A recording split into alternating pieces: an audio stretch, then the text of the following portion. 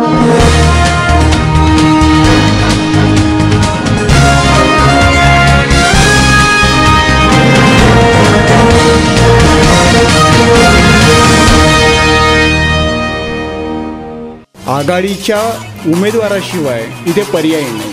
18 लाख लोकसंख्येचं नेतृत्व करणारा माणूस तुम्हाला गल्लीत आपल्याला सतत दिसू शकतो का? ह्या शिवूड एरियामध्ये ते कधी फिरकलेच नाही। ह्यांच्या उमेदवारांनी किती भेटी दिल्या, ह्यांच्या उमेदवारांनी किती लोकांना जनजागृत केलं। जर विकासाचं धोरण आहे तर नक्कीच तो उच्च शिक्षित असणं अपेक्षित आहे। हे सगळे थापा मारून फेकू सरकार आहे।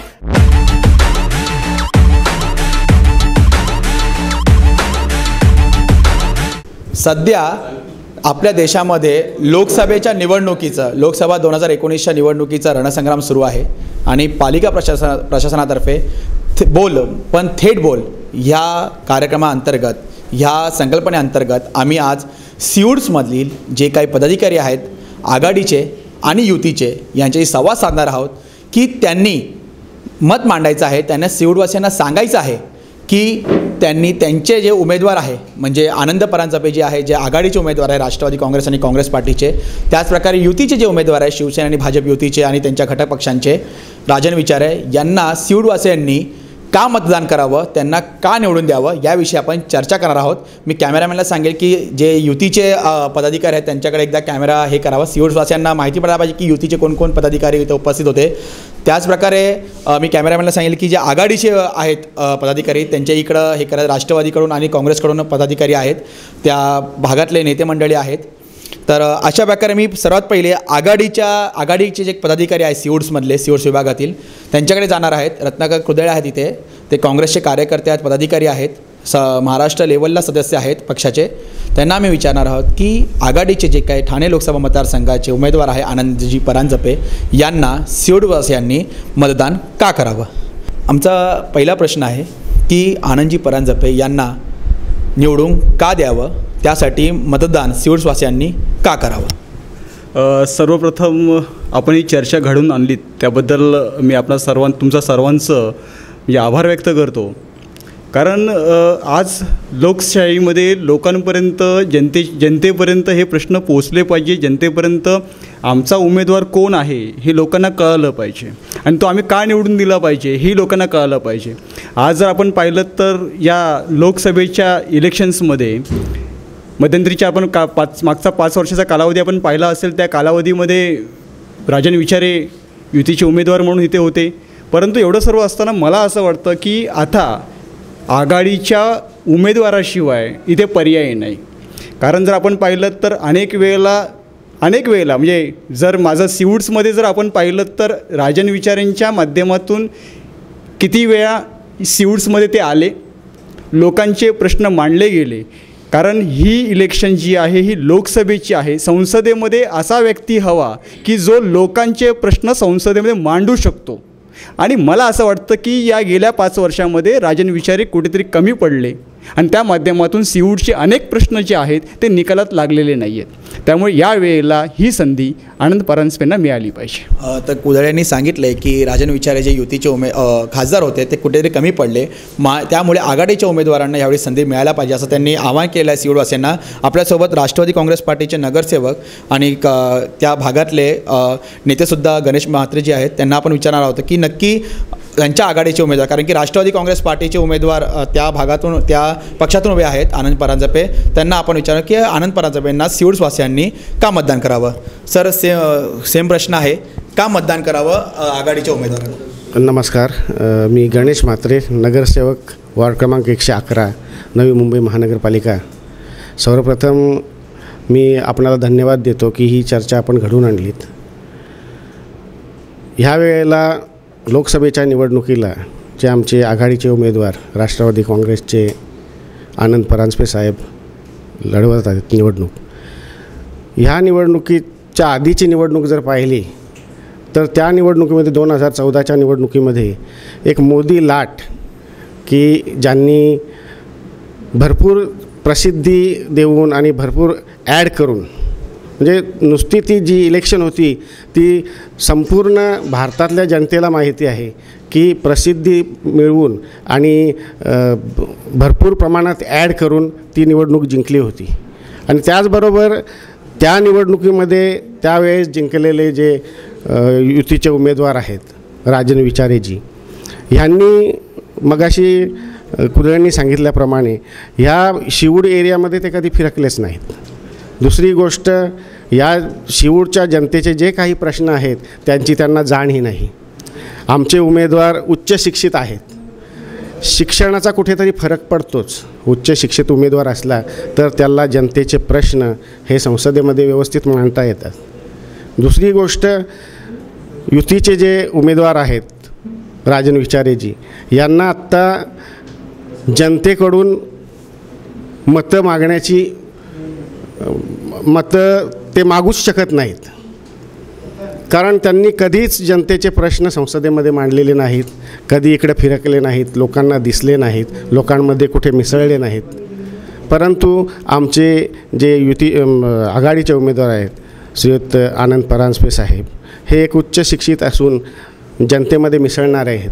ते ज्या वेळेला 5 वर्ष खासदार होते, भले ते युतीचे खासदार होते, परंतु त्या माणसांनी जे प्रश्न मांडलेले आहेत, जे रेल्वेच्या समस्या आहेत, लोकांचे प्रश्न आहेत, म्हणजे केंद्र शासनाच्या अखत्यारीत येणारे जे प्रश्न आहेत, ह्या भरपूर प्रश्नांची सोडवणूक त्यांनी केलेली आहे.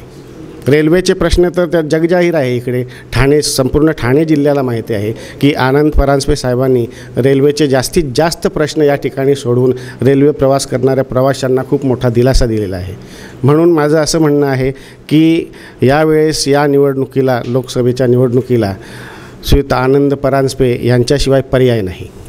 धन्यवाद गणेश म्हात्रेजी. तर अशा प्रकारे आघाडीचे जे उमेदवार आहे आनंद परांजपे यांना सिवूडवासियांनी निवडून का द्यावं, त्यांना मतदान का करावं याविषयी आघाडीचे जे पदाधिकारी आहे, सिवूड्समधले नेते मंडळ आहेत, त्यांनी आपली भूमिका मांडलेली आहे. आपल्यासोबत इथे दुसरीकडे युतीचे पदाधिकारी आहेत, शिवसेना आणि भाजपचे. तर मी त्यांनाही विचारणार आहेत की जे त्यांचे उमेदवार आहे राजन जे विचार आहेत त्यांना का सिवूड्सवासियांनी मतदान करावं, का निवडून द्यावं याविषयी त्यांनी त्यांची भूमिका मांडावी. आपल्यासोबत विकी विचारे आहेत. विचारे साहेब, नक्की तुम्ही सांगा की जे राजन विचार आहेत तुमचे युतीचे, आता ते विद्यमान खासदार पण आहे, उमेदवार पण आहे युतीचे, शिवसेना भाजपचे, त्यांना निवडून का द्यावं, त्यांना सिवूड्सवासियांनी मतदान का करावं? सुदीपजी, सर्वप्रथम या नव्या मुंबईतल्या आणि ठाणे लोकसभेच्या सर्व मतदारांचे मागील 5 वर्षाला ज्यावेळी आदरणीय खासदार राजनजी विचारे साहेब यांना 2,80,000च्या मतदारांनी निवडून दिले आहे. तेव्हा निवडून दिल्यानंतर खासदार साहेबांनी संपूर्ण ठाणे जिल्ह्यातलं सर्वाधिक निधी, म्हणजे ह्याच्या अगोदर जेवढे खासदार होऊन गेले त्याच्यापेक्षा ठाणे जिल्ह्यातला एकमेव खासदार म्हणून ही नोंद झालेली आहे निधी वापरण्यामध्ये. आज नव्या मुंबईमध्ये ज्या ज्या ठिकाणी म्हणजे FMC मार्केटमध्ये 35 वर्ष कुठलाच लोकप्रतिनिधी कधी निधी वापरू शकला नाही, त्या ठिकाणी साहेबांनी CCTV कॅमेरे असो किंवा पानपोईसारखे मोठे प्रोजेक्ट ज्या ठिकाणी 50 लाखाचा निधी दिला. ज्या सानपाड्याचा ग्रामस्थांना त्यांचं जे दैवत आहे दत्तगुरूंच्या पलीकडे जाण्याचा जो ब्रिज होता त्या ठिकाणी तो ब्रिज त्या ठिकाणी बांधून दिला. त्यानंतर तुम्हीच बघत असाल CBD बेलापूरला, ज्या ठिकाणी शहाबाज ते बेलापूर, बेलापूर ते शहाबाज आणि आग्रोळी ते बेलापूर असे 2 ब्रिज खासदार साहेबांच्या निधीतून या ठिकाणी CBD बेलापूरमध्ये करून दिला. त्यानंतर सानपाड्यामध्ये व्यायामशाळा असो, त्यानंतर कॅप्सूल लिप असो, म्हणजे आणि सेक्टर 18मध्ये अनिरुद्ध बापू सभागृह मंडपाला, त्याच्यानंतर कोपरी बोंडकोड्यामध्ये जे आपली कब्रस्तान होतं त्या कब्रस्तानला निधी दिली. अनेक ठिकाणी तर सत्ताधाऱ्यांनी त्यांच्या निधी सत्तेच्या जोरावर त्या ठिकाणी नामंजूर केल्या. असे अनेक प्रोजेक्ट आहेत. ऐरोलीचा हॉस्पिटल असो किंवा अनेक ठिकाणी ज्या ठिकाणी आम्ही खासदार साहेबांनी लेटर द्यायचे ते अक्षरशः लेटर त्या ठिकाणी ते ठराव नामंजूर व्हायचे, तरी खासदार साहेबांनी स्वतःच्या खासदार साहेबांचं 4 वेळा नगरसेवक, स्थायी समिती सभापती, सभागृह नेता, आमदार, महापौर अशी मोठी पदं भूषवल्यानंतर प्रशासकीय अभ्यास त्यांच्याकडे फार चांगला अभ्यास आहे. तुम्ही बघितलं असतं, तुमचा संपर्क अनेक वेळा आला. आता सिवूडच्या बाबतीत बोलायला गेलं तर सिवूड रेल्वे स्टेशनचं काम होताना त्या ठिकाणी त्या स्टेशनच्या याच्यावर अंकुश ठेवण्याचं काम अधिकाऱ्यांवर आणि त्या संबंधित LNTच्या अधिकाऱ्यांवर अंकुश ठेवण्याचं काम लवकरात लवकर स्टेशन कसं काय त्या ठिकाणी पूर्णत्वास येईल याच्यासाठी खासदार साहेबांनी नेहमीच पुढाकार घेऊन त्या ठिकाणी 4 वेळा तुम्ही होतात त्या ठिकाणी साहेब पाहणी दौऱ्याला आलेले, अनेक वेळा स्टेशनला सिवूडला व्हिजिट दिलं. छोटंसं म्हणजे खासदार साहेबांचं डोकं म्हणजे तुम्हाला एक काम सांगतो स्टेशनच्या इथून जाताना ज्या टाईल्स होत्या त्या एकदम मऊवाल्या टाईल्स लावलेला, खासदार साहेबांनी एकदा चालताना पाहिल्यानंतर त्या टाईल्स सगळ्या काढून त्या ठिकाणी ते म्हणजे थोडं पाय स्लिप नाही होणार रफवाल्या तिथे लावायला सांगितलं आहे. म्हणजे एवढं साधारण छोटं लक्ष देणारा खासदार आमच्या या ठिकाणी आहेत. त्यानंतर ATM मशीन ज्या लोकांना तिकीट काढण्यासाठी अडचण व्हायची अशा त्या तिकीटच्या मशीन्स दोन्ही ठिकाणी तिकीट खिडकी विंडो पलीकडे सिवड पूर्वेला आणि पश्चिमेला अशा 2 ठिकाणी त्या विंडोची हे केली. त्यानंतर आमच्या सेक्टर 48च्या जो घरांचा प्रश्न होता त्या बाबतीत सिडको MDंकडे आमच्याबरोबर 4 वेळा बैठक झाली. त्या 4 बैठकीमध्ये जे बंद करण्यात आलेलं डागडुजी जी कामं होते ते आदरणीय गगराणी साहेब तत्कालीन MD होते गगराणी साहेब यांच्याकडे बोलून तो विषय पूर्णत्वास घेऊन आज त्या ठिकाणी ती कामं चालू झालेली आहेत. तर अशी अनेक कामं सिवूड्समधली पण आहेत. त्याच्याकरता महापालिकेशी संबंधित आमच्या विभागातली शाळा असो आरोग्य केंद्र असो ही लवकर चालू होण्यासाठी आयुक्तांकडे ज्यावेळी जायचो आपण त्याला साक्षीदार आहात. त्या ठिकाणी आयुक्त साहेबांना आमच्या सर्व पदाधिकाऱ्यांच्या माध्यमातून खासदार साहेब त्यांच्याकडे त्या समस्या मांडायचे. याच अशा अनेक खासदार म्हणजे काय 18 लाख लोकसंख्येचं नेतृत्व करणारा माणूस तुम्हाला गल्लीत आपल्याला सतत दिसू शकतो का? त्याची काय अंमल लोकसभेत मांडली पाहिजे. खासदार हा देशाचा जो आपला साचा असतो ते बसवण्यासाठी खासदार त्या ठिकाणी पाठवला. नेहमी काय तिथे मॅचेसला येवो याला येवो याच्यासाठी खासदार नसतं ना. तरी त्याच ठिकाणी आमच्या कार्यकर्त्यांना जपणारा खासदार आम्हाला भेटला. हा आमचं भाग्य आम्ही समजतो. युतीचे सर्व कार्यकर्ते एवढंच. आणि खासदारांनी सिवूडमध्ये प्रचंड वेळ दिलेला आहे. मात्र साहेब म्हणत असतील खासदार साहेब कधी आले तर साहेब छोट्या म्हणजे आमच्याकडचं गणेशोत्सव तो विचारायचा मुद्दा नंतरचा आहे. आपल्यासोबत केंद्रात जे सत्ताधारी आहेत केंद्रामध्ये खूप मोठा रोल अदा करतात भारतीय जनता पार्टी जे युतीमध्ये सुद्धा आहेत त्यांचे पदाधिकारीसुद्धा आपल्यासोबत आहेत. भरत जाधव जे नगरसेवक राहिले नवी मुंबई महानगरपालिकेच्या पालिकेमध्ये तर त्यांनाही आपण विचारलं होतं की ते युतीचा मुख्य पक्ष आहे आणि त्यांना असं का वाटतं की शिवसेना BJP युतीचे जे राजन विचारे आहेत ठाणे लोकसभा मतदारसंघाचे उमेदवार त्यांना निवडून द्यावं म्हणून सिवूड्सवासियांनी मतदान करावं म्हणून काय सांगा भरत जाधव साहेब की तुमचं काय मत आहे याबाबत? सर्वात महत्त्वाचं तर आपण ही चर्चा घडून आली त्याबद्दल आपलं आणि आपल्या चॅनलचं मनपूर्वक अभिनंदन. सर्वात महत्त्वाचं चर्चा सुरू होतानाच आमचे मित्र काँग्रेसचे रत्नाकर कुदाळे सर आपण काउंटर बाईटला नंतर येणार आहोत काउंटर पत्रिकेला नंतर येणार आहे. फक्त महत्त्वाचा मुद्दा असा आहे की सिवूड्सवासियांनी राजन विचारेंना मतदान का करावं ती भूमिका तुमची काय असेल ती फक्त सांगायची पहिले. राजन विचारे साहेब खासदार म्हणून त्यांनी ज्या पद्धतीने संपूर्ण मतदारसंघात काम केलेलं आहे आणि विशेष करून नवी मुंबईमध्ये काम केलेलं आहे आणि रेल्वेच्या बाबतीत म्हणाल तर प्रचंडच मोठं सिवूड स्टेशनचा तर सर्व इतिहास आमचे मित्र विशाल विचारे यांनी सांगितला आहे. परंतु विशेष करून सिवूड टू उरणला जाणारी खारकोपरपर्यंतची रेल्वे जी चालू झाली आहे त्याच्यामध्ये सिंहाचा वाटा खासदार राजन विचारे साहेबांचा आहे. त्याचबरोबर कालव्याचा एलिव्हेटेड रोड केलेला आहे त्याच्यामध्ये त्यांचा वाटा आहे. त्याचबरोबर ज्या ठिकाणी रेल्वेच्या समस्या आहेत एवढंच नाही की इथून आता पनवेलहून कर्जतला जाणारी रेल्वे त्याच्या देखील त्यांनी त्याचा सिंहाचा वाटा घेतलेला आहे ज्याच्यात त्यांचं वास्तविक पाहता ते क्षेत्र नाही आहे. परंतु सत्ताधारी पक्षाचा तिथे शिवसेनेचा खासदार असताना त्यांनी बारणे साहेबांनी यांनी म्हणून कारण की प्रवास करणारे हे नवी मुंबईतलेच नागरिक आहेत मोठ्या प्रमाणात ह्या विविध विकास कामाच्या माध्यमातून त्यांनी नवी मुंबईवर नव्हेच तर पूर्ण ठाणे जिल्ह्यावर ठसा उमटवलेला आहे. आणि पाठच्या वेळेचं मताधिक्य त्यांचं 2,80,000 होतं तर ह्यावेळेचं कमीत कमी 3,80,000 असेल हा आम्हाला विश्वास आहे सर्व पदाधिकारी. धन्यवाद भरत जाधवजी. तर अशा प्रकारे दोन्ही पक्षाचे म्हणजे आघाडीचे पदाधिकारी नेते मंडळी त्यांनी त्यांच्या उमेदवाराविषयी सिवूडवासियांना आवाहन केलं आहे. त्यांनी त्यांचं मत मांडलेलं आहे की सिवूडवासियांनी का मतदान करावं आघाडीच्या आनंद परांजपे यांना. त्याचप्रकारे युतीचे जे शिवसेना BJPचे पदाधिकारी नेते मंडळी आहेत त्यांनीही भूमिका त्यांची जाहीर केलेली आहे मांडलेली आहे. तर पुढचा आपला प्रश्न असेल की दोघं नेते मंडळांनी त्यांच्या उमेदवारांविषयी मांडलेली भूमिका ही त्यांच्या विरोधकांना कुठपर्यंत मान्य आहे. शिवसेनेचे किंवा BJPचे युतीचे जे नेते मंडळी आहे सिवूडचे त्यांनी जी भूमिका मांडली त्यांच्या उमेदवाराविषयी त्या भूमिकेशी तुमचं मत म्हणजे तुम्ही तुमचं मतमतांतर आहे का तुम्हाला ती मान्य आहे याविषयी काय सांगाल तुम्ही? मी नारायण दत्तात्रय वाघमारे नवी मुंबई काँग्रेस कमिटीचा उपाध्यक्ष आहे. आत्ताच शिवसेनेच्या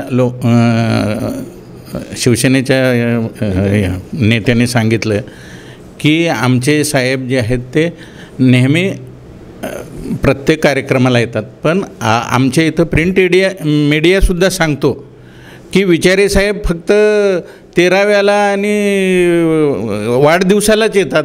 त्यांनी असे कुठले मेळावे घेतलेले आहेत की जनतेचे प्रश्न सोडवण्यासाठी. आणि सगळ्यात महत्त्वाचं म्हणजे की हा एखादा ब्रिज केला म्हणजे काही रेल्वेचं खूप मोठं काम झालेलं नाही. पण तुम्ही जर एक लक्षात घेतलं असेल की Panvel CST to Panvel elevated जो कॉरिडॉर होता तो पहिल्यांदा 7व्या योजने MTPच्या 7व्या ह्याच्यामध्ये तो घेतलेला होता. पण रेल्वेने तो कॅन्सल करून आता फक्त त्याची पुन्हा एकदा पुनर्तपासणी करावी म्हणलं. हे जे आहे हे सगळ्यात महत्त्वाचं आपल्या खासदार साहेबांचं फेल्युअर आहे. उलट घ्यायचं सोडून घेतलेला प्रोजेक्ट जर आहे तो कॅन्सल केलेला आहे म्हणजे हे फेल्युअरच म्हणता येईल.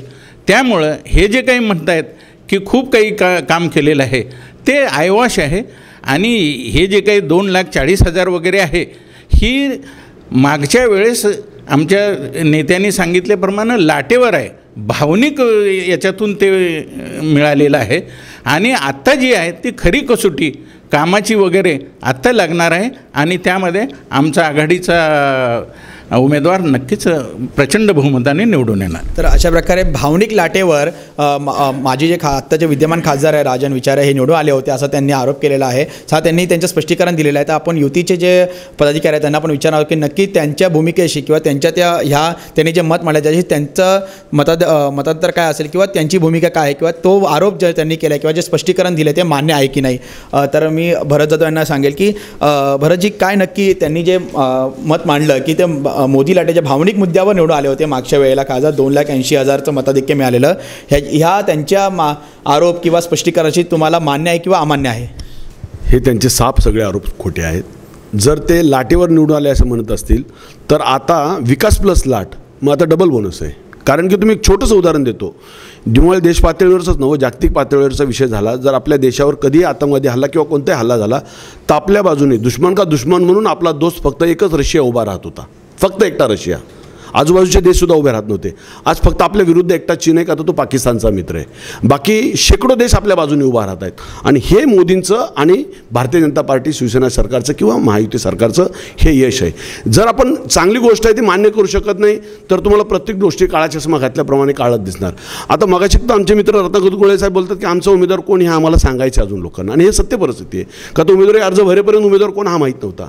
त्याच्यानंतर गणेश म्हात्रे साहेब बोलले की आमचा उमेदवार उच्च शिक्षित आहे. उच्च शिक्षित माणूस असणं हे फार चांगली गोष्ट आहे. परंतु मला मागच्या 5 वर्षाच्या काळामध्ये जर राजन विचारे साहेबांचं फेल्युअर आहे असं म्हणतात, हे राजन विचारे साहेबांनी कोणतं काम केलेलं नाही आमच्या खासदारांनी असं म्हणतात. त्यांनी किती आंदोलनं केली, ह्यांच्या उमेदवारांनी किती भेटी दिल्या, ह्यांच्या उमेदवारांनी किती लोकांना जनजागृत केलं, क्या रेल्वेच्या प्रश्नावर किती आंदोलनं केली, काही केलेलं नाही. फक्त आता निवडणूक आले की बाहेर येणार, निवडणूक झाली की परत घरी जाणार असा प्रकार आहे. त्याच्यामुळे हे साफ खोटं आहे.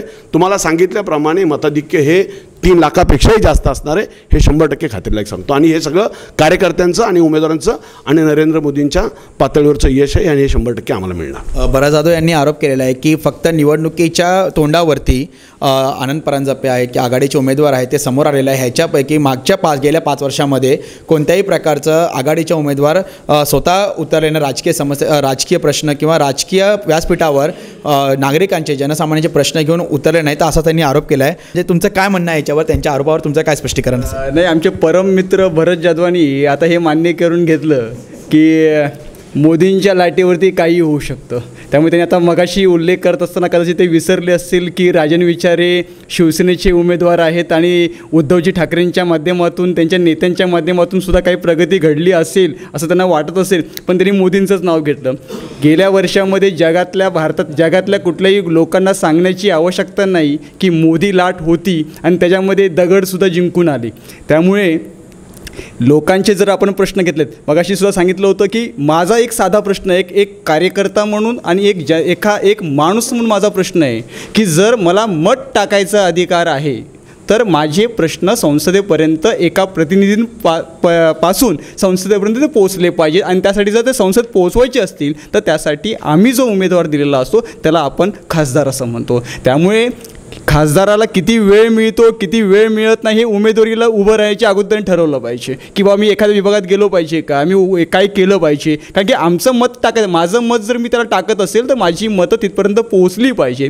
त्यामुळे मगाशी विचारांनी सांगितल्याप्रमाणे तुमचं हे कर्तव्य आहे की तुम्ही आता आपला मगाचाच प्रश्न आहे की सिऊडच्या लोकांनी का मतदान करावं, सिऊडच्या किती लोकांनी विचारांना पाहिलेलं आहे हा माझा पहिला प्रश्न आहे.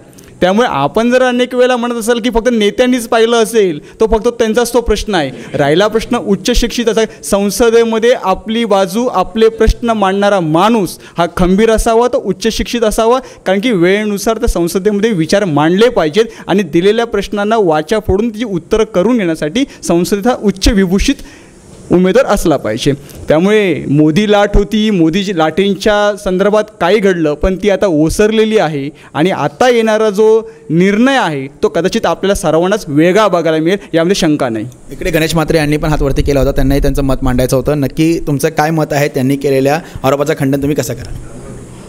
नाही, भरत जाधवांनी जे सांगितलं की मोदी लाटेवर निवडून नाही आले, ते मग कुठल्या लाटेवर आले? तू वेगळी कुठली लाट होती का? अहो, संपूर्ण देशाला संपूर्ण जगाला माहिती आहे की मोदी लाटेत हे दगड यांनी मगाशी सांगितलं कुठळींनी की दगडसुद्धा निवडून आले, त्याप्रमाणे झालेलं आहे. आणि ते जागतिक पातळीवर म्हणतात, तर जागतिक पातळीवर आता तुम्ही प्रिंट इंडिया बघा, मीडिया बघा, त्या मीडियावर सतत मॅसेज फिरत आहेत की जगातल्या सगळ्या लोकांना माहिती आहे की मोदी साहेबांनी एवढा खोटा माणूस या संपूर्ण भारतामध्ये नाही.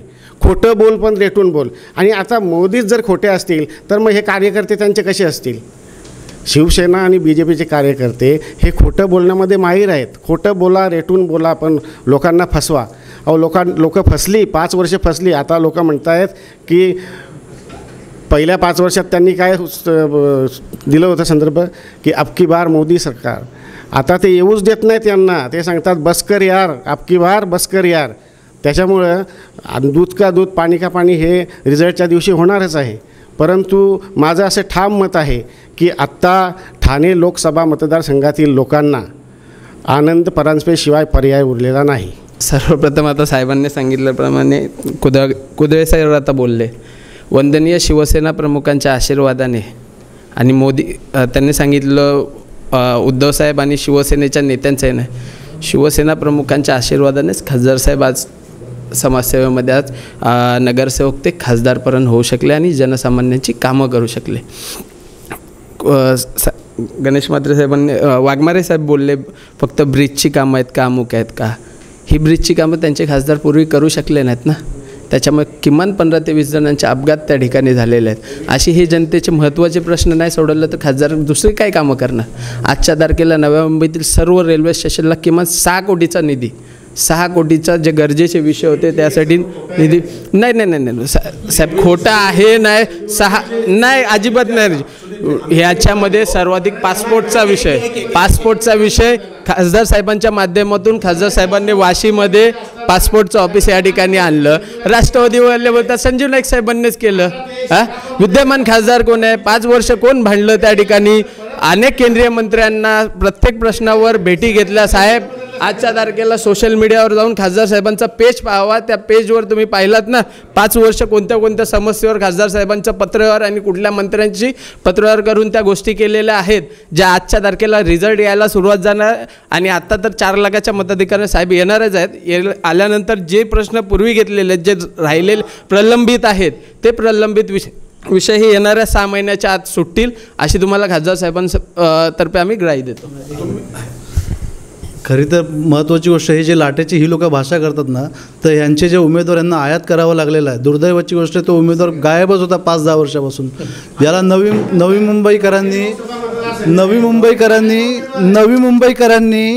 मुंबईकरांनी यांना आता हे यांचं बेशिस्त प्रकरण आहे तर त्यांना आपण सोडून देऊ. पण नवी मुंबईकरांनी यांना आनंद परांजपेंना एकदा संधी दिली होती, ज्यावेळेस माननीय प्रकाश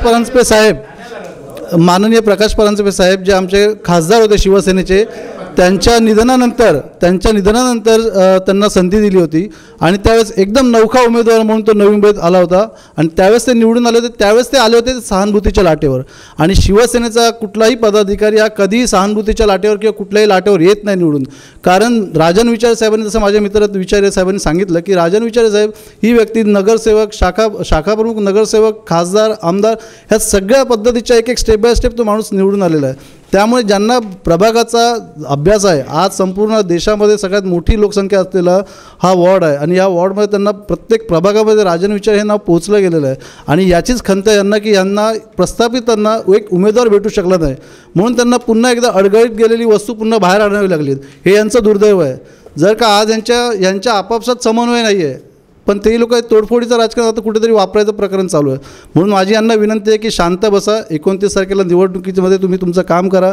आम्ही आमचं काम केलेलं आहे आणि तुमचंही काम आम्ही करून टाकलेलं आहे पूर्ण. त्यामुळे येणाऱ्या 23 तारखेमध्ये माननीय राजन विचार साहेब पुन्हा एकदा खासदार म्हणून निवडून येणार आहेत आणि प्रचंड बहुमताने.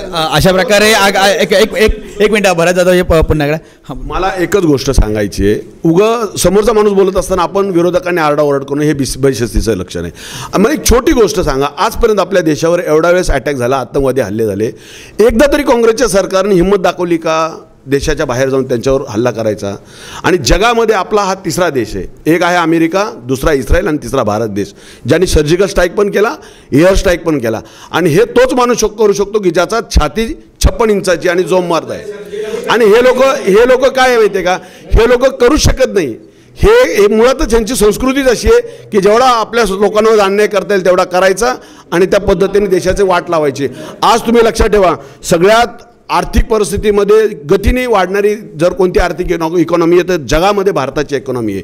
आज तुम्ही बघाल तर देशाचं नाव सांस्कृतिक प्रक्रियेमध्ये सुद्धा जागतिक पातळीवर नरेंद्र मोदींनी दिलेलं आहे. आज छोटंसं योगाला ह्यांना आंतरराष्ट्रीय पातळीवर नरेंद्र मोदी साहेबांनी नेलेले प्रत्येक गोष्टीमध्ये. आज पहिले काँग्रेसच्या काळामध्ये दिवसाला 2 किलोमीटर हायवे व्हायचे, आज त्याचा म्हणजे रेशो 28 ते 30 किलोमीटरपर्यंत गेलेला आहे आणि येणाऱ्या काळामध्ये 50 किलोमीटर. तुम्ही मला सांगा, 5 वर्षामध्ये काँग्रेसच्या लोकांनी जसे त्यांच्या 5 वर्षा काळामध्ये लाखो कोटीचे भ्रष्टाचारचे घोटाळे केले, ह्या 5 वर्षामध्ये एकही कोणता घोटाळा बाहेर आला का सांगा, किंवा कुणी केला का?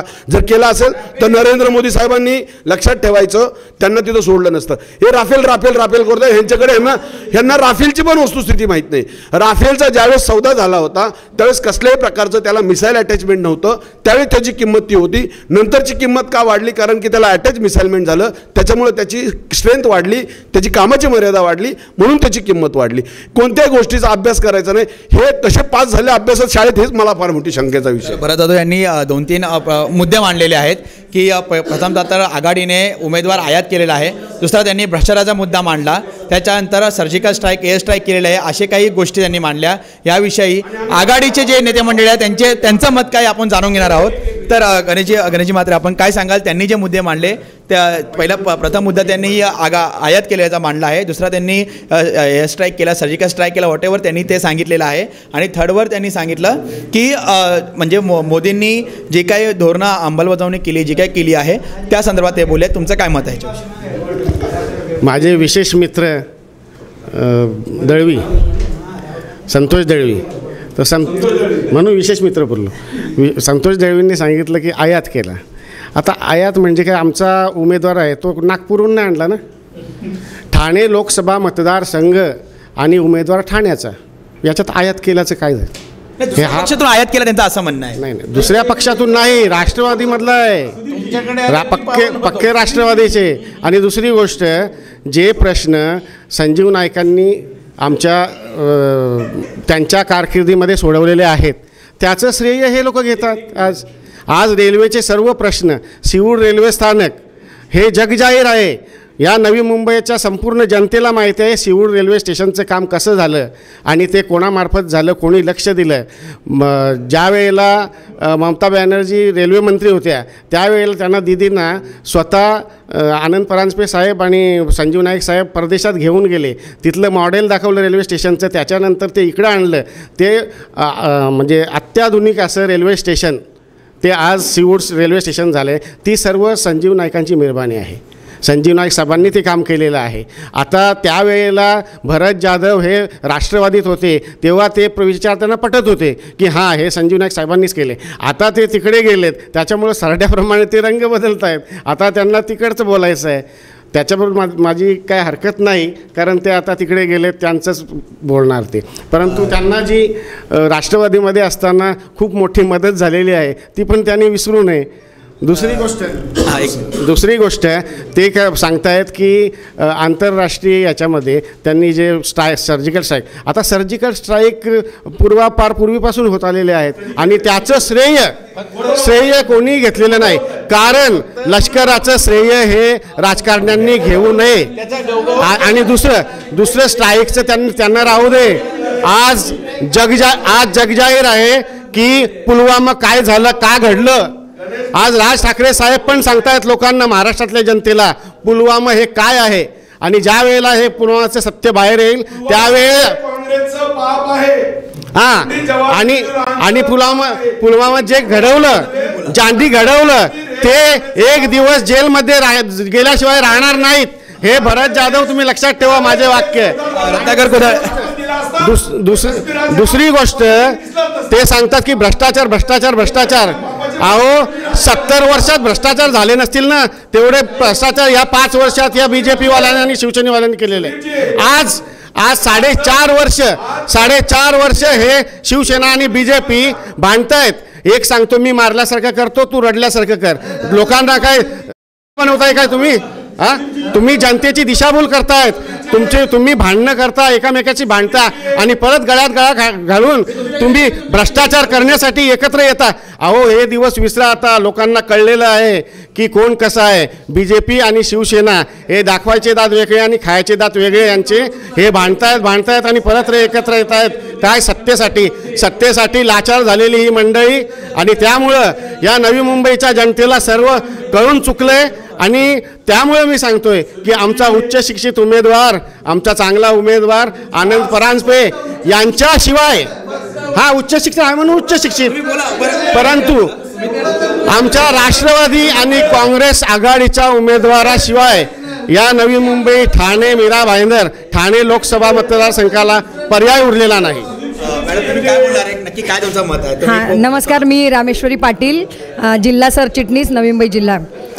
आत्तापर्यंत जी चर्चा घडून आणलेली आहे यामध्ये जेव्हा सांगितलं जातं की उच्च शिक्षित, बरोबर आहे की आज आपण म्हणतो सीवूड्स हे जर पाहिलं तर एक प्रकारचं शांघाय आपण म्हणतो की अतिशय चांगलं सिटी आपण गृहीत धरलेली आहे. आणि ही सिटी जी आहे तर ह्याच्यातून आपण लोकसभेमध्ये जो उमेदवार पाठवणार तो नक्कीच, जर विकासाचं धोरण आहे तर नक्कीच तो उच्च शिक्षित असणं अपेक्षित आहे. आणि शिक्षणाच्या बाबतीत जर पाहिलं की हा आपण पंडित जवाहरलाल नेहरूंचं म्हणतात, तर सगळी लाट जेव्हा मोदी म्हणतात की आम्ही सगळं केलेलं आहे, तर आम्ही करण्यापेक्षा पंडित जवाहरलाल नेहरूंनी तेव्हा सांगितलं होतं की जो व्यक्ती आपण पाठवणार आहोत त्याला सन्मानानं बाहेर पाठवलं पाहिजे. आणि म्हणूनच अभिनंदनला जेव्हा पाठवलं ते काही मोदींमुळे नाही आलेले, तर ते पंडित जवाहरलाल नेहरूंनी त्या काळात तो कायदा केला होता, म्हणून त्यांना सन्मानाने आपण इथे पाठवलेलं आहे. आता माझे परम मित्र अतिशय थोडक्यात सांगायचं तुमच्यामध्ये, थोडक्यामध्ये यांचे सर्वांची आपण शेवटला चाललो आहोत. पहिली महत्त्वाची गोष्ट म्हणजे काय माहिती आहे काय, जेवढी समोरची सर्व मंडळी बसलेली आहे त्यांचा इतिहास फार कच्चा आहे. ह्याची पहिली गोष्ट अशी आहे की सर्जिकल स्ट्राईक, नक्कीच सर्जिकल स्ट्राईक, कदाचित या लोकांना कल्पना नसेल की सर्जिकल स्ट्राईक केली, त्याची ओरडाओरड झाली, परंतु 1971च्या युद्धामध्ये आपण लाहोरपर्यंत पोचलो होतो आणि त्याचा संपूर्णपणे गाजावाजा जगामध्ये झाला होता. ती आम्हाला सांगायची गरज पडली नाही. या देशाचे, पाकिस्तानचे 2 तुकडे पाडले गेले, एक बांगलादेश आणि एक पाकिस्तान. या गोष्टीची जर आपण विचार करायला गेला तर तेव्हा त्याला आम्ही सर्जिकल स्ट्राईक म्हणून नाव दिलं नाही. 371 म्हणजे आपण जर या गोष्टी, आज या देशामध्ये 650 वर्ष इंग्रजांनी राज्य केलं, 150 वर्ष मुघलांनी राज्य केलं, 150 वर्ष इंग्रजांनी राज्य केलं. ज्या वेळेला या देशाला स्वातंत्र्य मिळालं त्यावेळेला या संपूर्ण आपल्या तिजोरीमध्ये खडखडाट होता. पण याही अवस्थेमध्ये ज्या वेळेला देशाला स्वातंत्र्य मिळालं तेव्हा या देशामध्ये 4 धरणं होती, 50 गावांमध्ये वीज पुरवठा होता. एवढं सर्व असताना सुद्धा काँग्रेसच्या काळामध्ये मात्र या देशाची फार मोठ्या प्रमाणात प्रगती झाली. परंतु एवढं असून सुद्धा येणाऱ्या 4 वर्षामध्ये मोदी साहेबांच्या म्हणण्यानुसार की 60 वर्ष काँग्रेसने काय केलं तर हे अंधभक्तांना सांगायची फक्त गरज आहे. पण सर्जिकल स्ट्राईक काय, आज मला सांगावं की जर आपण एक गोष्ट पाहिलीत तर गेल्या अजेंडामध्ये मोदींचा जाहीरनामा, वचननामा काय होता? राम मंदिर जहाँ बनेगा, राम मंदिरचा प्रश्न निकालात लागला नाही. आपण जर बघितलं असेल तर ज्या वेळेला काश्मीरचा प्रश्न त्यावेळेच्या काळामध्ये घेतलेला निर्णय होता. परंतु जर सत्तेमध्ये एक हाती सत्ता असताना आज BJPला किंवा युतीला हे का साध्य झालं नाही की 371 कलम काढून टाकावं म्हणून? आज जर तुम्ही 370 म्हणा, पण जर ही गोष्ट त्यांनाही कळते की की आत्ताच्या माध्यमातून ही गोष्ट ती पॉसिबल नाही आहे. आज जर म्हणत असाल पुलवामाचा का घडलं, कशासाठी घडलं, तर हा विचाराचा प्रश्न आहे. तो कोणी केला, आम्ही कोणावरही आरोप करत नाही आहे. अतिरेक्यांकडनं घडलेला तो हल्ला होता. परंतु एक गोष्ट जर विचार केली तर मोदी हे संपूर्णपणे यावेळेला मोदींचं सरकार होतं. आजही लोक म्हणतात की आज जर काश्मीरचा प्रश्न निकालात काढायचा असता तर तो त्या सरकारला काढता आला असता. परंतु ही गोष्ट पॉसिबलच नाही. परंतु फक्त बोलायचे म्हणून केलं जातं. आमचेच निर्णय, आमच्याच योजना, त्यांची नावं बदलली जातात आणि त्याच आमच्यासमोर मांडल्या जातात. परंतु जर आपण एक गोष्ट पाहिली गेली तर यासाठी संसदेमध्ये बहुमत, आज जर काँग्रेसच्या नंतर जर बहुमत मिळालं असेल अनेक वर्षानंतर, तर ते या गेल्या वर्षात लोकांनी यांना निवडून दिलं होतं. परंतु आजही लोकांचा भ्रम निरस झाला आणि म्हणूनच पुन्हा युतीचं सरकार सत्तेवर येणार नाही याच्यामध्ये लोकांना शंका नाही आहे. आपल्यासोबत ज्येष्ठ काँग्रेसचे नेता पदाधिकारी सुद्धा आहेत. त्यांनी त्यांचं मत मांडावं. नक्की तुमचं काय मत आहे, त्यांनी दिलेलं स्पष्टीकरण युतीच्या नेतेमंडळींनी आणि त्यांनी मांडलेलं मत, याविषयी तुमचं काय मत आहे? आत्ता माझे मित्र दळवी साहेब म्हणले की तुमचं आम्ही बरोबर आहे, यांच्यामध्ये काही हे नाही आहे. पण 2 महिन्यापूर्वी यांचेच नेते चौकीदार चोर आहे म्हणत होते आणि याच 2 महिन्यामध्ये काय झालं असा बदल, आणि ते गळाभेट झाली आणि स्टेजवर हाताला हात धरून हे केले. हा असा काय प्रकार झालेला आहे? आमचे भरत जाधव म्हटले की आता यावेळेस लाट तर आहेच, लाट तर कधीच ओसरलेली आहे, पण त्यांना अजून लाटेवरच आहेत ते आणि तसेच लाटेवर राहणार आहेत. आणि दुसरं विकास, हे विकास आणि लाट म्हणतात, पण विकास काय झाला आहे? यांनी जे दिलेले होते वचननामा, काय 15 लाख आले का?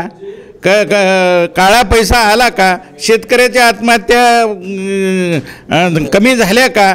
कि एक मुर्दा एक सिर गया तो हम 10 लाएंगे, हे आणलं का? हे सगळे थापा मारो फेकू सरकार आहे आणि हे फेकलंच जाणार आहे. धन्यवाद. तर अशा प्रकारे त्यांनी 370चा कलम काश्मीरच्या विषयाबाबत राम मंदिराचा मुद्दा त्यांनी मांडलेला आहे. एका बाजूला पूर्ण एका हाती सत्ता असतानासुद्धा BJPला किंवा केंद्रातील युती सरकारला राम मंदिर बांधता आलेलं नाही आहे. 370 कलम जे होतं ते हटवता आलं नाही काश्मीरचा, ज्यांनी तो मुद्दा केला होता मागच्या निवडणुकीमध्ये. त्याचा 15 लाखाचा त्यांनी विषय मांडला, त्यांनी सांगितलं, तो विषय सांगितला. तर महत्त्वाची गोष्ट असे की यांनी केलेले आरोप, हा शेवटचा आपण एक काउंटर असणार आहे की हे त्यांनी आघाडीच्या नेत्यांनी जे काही आरोप केलेले आहे युती सरकारवर, याविषयी यांचं मत काय? सगळ्यात पहिलं ठाणे लोकसभेतला जो विषय आहे, ह्यांचे तत्कालीन खासदार ठाणे लोकसभेमध्ये निधी कुठेतरी वापरायला अपयशी ठरले आणि आता आम्ही घरोघरी प्रचार करताना जनता स्वतःहून आम्हाला म्हणते की सर्वाधिक निधी वापरणारा खासदार म्हणून नाही काही खोटं. आमच्याकडे मी तुम्हाला पुस्तक देईन मात्र साहेब, मी तुम्हाला पुस्तक आता भेट जाताना आपण एक देतो ना, त्याच्यामध्ये आम्ही वापरलेली सर्वाधिक ठाणे जिल्ह्यामध्ये उत्तनपासून दिवाळ्यापर्यंत असणाऱ्या मतदारसंघात दिवाळ्याच्या खाडीमध्ये तिथल्या स्थानिक मच्छीमारांना त्या ठिकाणी मच्छी व्यवसाय करण्यासाठी त्रास होत होता. त्या ठिकाणी प्रचंड असा निधी त्या ठिकाणी वापरला आहे. ठाण्यामध्ये जो आपला स्टेशनला जिथे भार पडतोय स्टेशनला, त्या ठिकाणी जिथे आपलं मेंटल हॉस्पिटलची जी जागा होती त्या ठिकाणी साहेबांनी सेकंड म्हणजे रेल्वेचं पाट ठाण्याचं त्या ठिकाणी ते मंजूर करून घेतलेलं आहे, नवीन ठाणे. अशी अनेक भरीव कामं खासदार राजन विचारे साहेबांनी केलं आहे. खासदार राजन विचारे साहेबांचा विजय हा नक्कीच झालेला आहे. आता ह्या टीका नव्हेच. आता ते बोलतात खासदार दिसत नाही, तर मी मगाशीच म्हटलं खासदार काय गल्लीमध्ये तुम्हाला सतत दिसणार आहेत का? अहो ठाणे सतत तर अधिवेशनासाठी दिल्लीत मी त्याला साक्षीदार आहे. दिल्लीमध्ये एकमेव खासदार राजन विचारे असतील. दिल्लीमध्ये खासदार साहेबांबरोबर मला 4 वेळा जाण्याचा योग आला. संसदेत साहेबांबरोबर त्या ठिकाणी हाऊसमधून बघायला योग आला. माझे सहकारी पण माझ्याबरोबर त्या ठिकाणी होते. आपल्या खासदार साहेब लोकसभेत काय बोलतात ते बोलतात, लोकसभेत खासदार साहेबांनी काय म्हटलं तर त्यांना मी पर्सनली त्याची एक आम्ही CD बनवलेली आहे, ती आदरणीय कुदळे साहेबांना ती पाठवणार आहे. त्यानुसार तुम्ही पहा. त्याच्यामध्ये काय नव्या मुंबईचे, ठाण्याचे, मीराबाई इंदरचे हे टप्प्याटप्प्याने काय प्रश्न मांडलेले आहेत. आणि खासदार साहेबांचा विजय हा निश्चितच आहे. मगाशी जाधव साहेबांनी म्हटल्याप्रमाणे हा डबल आहे आणि इथे आम्ही लाटेपेक्षा विकासावर वंदनीय शिवसेना प्रमुखांच्या शिकवणीनुसार 80% समाजसेवा आणि 20% राजकारण, परंतु खासदार साहेब 80% के काय 99% ही समाजसेवा करतात आणि 1% राजकारण साहेब करत असतील. त्या दृष्टिकोनातून साहेब हे वंदनीय शिवसेना प्रमुखांचे कडवट शिवसैनिक या धर्मवीर आनंद दिघे साहेबांचे शिष्य आहेत. त्यांच्या आशीर्वादाने आज ठाणे जिल्ह्यामध्ये ते काम करत आहेत. पुन्हा त्यांचा विजय हा निश्चित आहे. बस. राम मंदिराच्या मुद्द्यावर विरोधकांनी आम्हाला प्रश्न विचारला आहे. राम मंदिर हा न्यायालयी प्रश्न आहे, त्यामुळे न्यायालयाला डाऊन आम्ही आमचं काम करणार नाही. न्यायालयाचा जोडणे ऐका. हो, मग वचननाम्यामध्ये आम्ही आजही आहे ना. बरं, त्याच्यानंतर आमचे मित्र गणेश म्हात्रे साहेबांनी माझ्यावर वैयक्तिक आरोप केले. वास्तविक पाहता ह्यांची पूर्ण संस्कृती पाहिली तर घराणेशाहीची संस्कृती आहे. आज काँग्रेसचे गांधी घराण्याच्या व्यतिरिक्त कोण अध्यक्ष झालं? किमान आमचे गणेश म्हात्रे साहेबांचा विचार केला तर ते ज्या वार्डाचे नगरसेवक आहेत त्याच वार्डाचा त्यांचा भाऊ अध्यक्ष आहे, त्यांचा मुलगा युवा अध्यक्ष आहे. आता ताईंना पण महिला अध्यक्ष करा म्हणा. म्हणजे घराण्याच्या व्यतिरिक्त काहीच नाही. मी तर ह्यावेळेस नाईक साहेबांचे आभार मानतो. मी नाईक साहेबांना आभार मानतो की त्यांनी ह्यावेळेस ह्यांना घराणेशाहीचा जो पायंडा तो मोडून घरात तिकीट घेतलं नाही. हे मोठं भाग्य नाही मुंबईचं आणि खरोखर चांगली गोष्ट आहे. आणि तो नाईक साहेबांनी आता जो वसा उचललेला आहे तो खाली कार्यकर्त्यांनी चालवलं पाहिजे. सामान्य कार्यकर्त्यांना न्याय दिला पाहिजे. नाही तर मी नगरसेवक, भाऊ अध्यक्ष, मुलगा युवा अध्यक्ष, बायको महिला अध्यक्ष हेच आज माणसं सहन करणार नाही. आणि साहेब, राहिला विषय काश्मीरचा प्रश्न, ही वस्तुस्थिती आहे, कोणी नाकारू शकत नाही. जर देशाला सरदार वल्लभभाई पटेल सारखा नेता मिळाला नसता तर 10 काश्मीर ह्या देशामध्ये त्यावेळेस तयार झाले असते. एका रात्रीमध्ये त्यावेळेस त्यांनी जवळपास 550पेक्षा जास्त संस्थानिक ह्या देशामध्ये एकत्र करून विलीन केलेले आहेत. नाही तर कमीत कमी अजून 2, एक हैदराबाद स्टेट आणि जुनागड, हे 2 काश्मीर झाले असते तयार. आणि तिथं आजही आपल्याला जाण्यासाठी परमिट घ्यावं लागलं असतं, विजा घ्यावा लागला असता, प्रत्येक गोष्टीचं परमिशन घ्यावं लागलं असतं. आणि विकासाचं सोडावं, यांच्या काळामध्ये 25 वर्षापासून इथं 1 किलोमीटर अंतरावर पडलेलं एअरपोर्ट बंद पडलं होतं. ह्यांचेच नियोजन होते, ह्यांचं सगळं होतं. तो प्रकल्प खासदार राजेंद्र विचारे साहेब आणि भारतीय जनता पार्टीच्या माध्यमातून पूर्णत्वास लागलेला आहे. आणि 1 वर्षांनी ते 1.5 वर्षांनी तुम्ही इथून विमानातून उडणार, लक्षात ठेवा. सगळ्यात महत्त्वाची गोष्ट थोडक्यात बोलतो की वाघमारे साहेब आणि गणेश म्हात्रे यांनी काय सांगितलं होतं की शिवसेना आणि भाजपमध्ये सतत 4.5 वर्ष वाद होते. पण आम्ही पहिल्या 4.5 वर्षापासून हे पण बोलत होतो की आम्ही दोघे भाऊ आहोत. या घरामध्ये डोकवण्याचं या लोकांना कामच धंदे नव्हते, त्यामुळे हे आमच्याकडे लक्ष देत होते. पण आमचं म्हणणं आहे की 4.5 वर्षानंतर आम्ही एक झालो. देशाच्या विकासासाठी, देशाच्या सर्वांगीण प्रगतीसाठी आम्ही एकत्र आलेलो आहोत. आणि यात परत म्हात्रे साहेब एक शब्द वापरला होता, विशाल एक सेकंड, त्यात म्हात्रे साहेबांनी एक शब्द वापरला की संजीव नाईक साहेबांच्या मेहरबानीमुळे पण यांच्याकडे आनंद परांजपेंशी बोलण्याबद्दल किंवा त्यांच्याबद्दल काही वाक्य नाही आहेत. जर का संजीव नाईक साहेबांनी एवढी कामं केली असती मग ते उमेदवार म्हणून का उभे राहिले नाहीत. परंतु दुर्दैवाची गोष्ट आहे, काँग्रेस आणि राष्ट्रवादीला पूर्णपणे कल्पना आहे की आपला उमेदवार निवडून येऊ शकत नाही, म्हणून कुठून तरी एक बळीचा बकरा पकडायचा. बळीचा बकरा म्हणून आनंद परांजपेला निवडलं आणि बळीचा बकरा म्हणून त्यांनी उभा केला ठाणे लोकसभामध्ये. कारण ठाणे लोकसभा हा पूर्णपणे शिवसेना आणि भाजप यांच्या ताकदीवर उभा असलेला मतदारसंघ आहे. त्यामुळे तो 101% पुन्हा एकदा लोकसभेमध्ये राजन विचार साहेब निवडून येणार आहेत. आणि आमचं सर आमचे सर आहेत प्राध्यापक रत्नाकर कुदळे साहेब यांनी सांगितलं की आमचा अभ्यास कच्चा आहे. खरोखरच आम्ही विद्यार्थी आहेत, परंतु ते अकाउंटचे शिक्षक आहेत, इतिहासाचे नाही. त्यांनी तुम्हाला इतिहास चुकीचा सांगितलेला आहे. इतिहास असा आहे की सर्जिकल स्ट्राईक आणि युद्ध ह्याच्यामध्ये वेगवेगळा फरक आहे. युद्ध हे समोरासमोर लढलं जातं आणि घरात घुसून मारलं जातं. आपलं देशाचं सैन्य तेव्हाही महान होतं, आजही महान आणि भविष्यातही महान राहणार आहे. त्या युद्धामध्ये लाहोरपर्यंत आपला अटकेपार तिरंगा झेंडा लावला होता, त्याबद्दल दुमत नाही. त्यावेळेचं जे नेतृत्व असेल हे त्यांचं यश आहे, 100% यश. आम्ही मानत नाही, आम्ही असं नाकारत नाही की ते यश नाही, यश आहे. परंतु आज जे आम्ही सर्जिकल स्ट्राईक केलेलं आहे त्या सर्जिकल स्ट्राईकमुळे इतिहासामध्ये आज कधी एवढ्या लवकर 2 दिवसाच्या आतमध्ये आपल्याला विंग कमांडर असणारा आपल्या देशात परत आला. त्याचं कारण आहे की ते नरेंद्र मोदी साहेबाचं कणखर नेतृत्व. आणि तेच कणखर नेतृत्व आज ह्या भारत देशाला येणाऱ्या काळामध्ये महासत्ता बनवेल. आणि जागतिक पातळीवर लक्षात ठेवायचं, आज आपण जगामध्ये पहिल्या 15 किंवा 10 आहोत, पण येणाऱ्या 5 वर्षाच्या काळामध्ये पहिल्या 5 आपला देश असेल याची मला खात्री आहे. आणि त्याचं नेतृत्व फक्त मोदी साहेबांचंच खंडर नेतृत्व आहे. अदरवाईज साहेब यांच्या पंतप्रधान उमेदवार जे आहेत ती देशाची संख्या 25,000 करोड सांगतायत. जाधवजी, तर आपण शेवटच्याकडे जाऊया की अशा प्रकारे सरांना मी विनंती करेन शांत बसण्यासाठी. तर अशा प्रकारे सिवूड्समधल्या नेते मंडळी, आघाडीचे नेते मंडळी आणि पदाधिकारी, युतीचे पदाधिकारी यांनी आपापली मतं मांडलेली आहे. सिवूड्समधल्या नागरिकांना आव्हान आहे की त्यांच्या भागातील युतीचे जे उमेदवार आहेत राजन विचारे आणि आघाडीचे उमेदवार जे आनंद परांजपे यांना निवडून का द्यावे, यासाठी दोघांनी शिवसेना BJPच्या उमेदवार नेते मंडळींनी, पदाधिकाऱ्यांनी, राष्ट्रवादी काँग्रेस आणि काँग्रेसच्या पदाधिकाऱ्यांनी आपापली भूमिका मांडलेली आहे. तर अशा प्रकारे मी सिवूडवासियांना आवाहन करेल की आता तुम्ही ठरवायचं की कोणाला ठाणे लोकसभा मतदारसंघाचा आपल्या विभागाचा खासदार म्हणून लोकसभेमध्ये पाठवायचा आहे. कॅमेरा पर्सन प्रकाश धुपेसोबत मी सुदीप घोलप, पालिका प्रशासन, नवी मुंबई.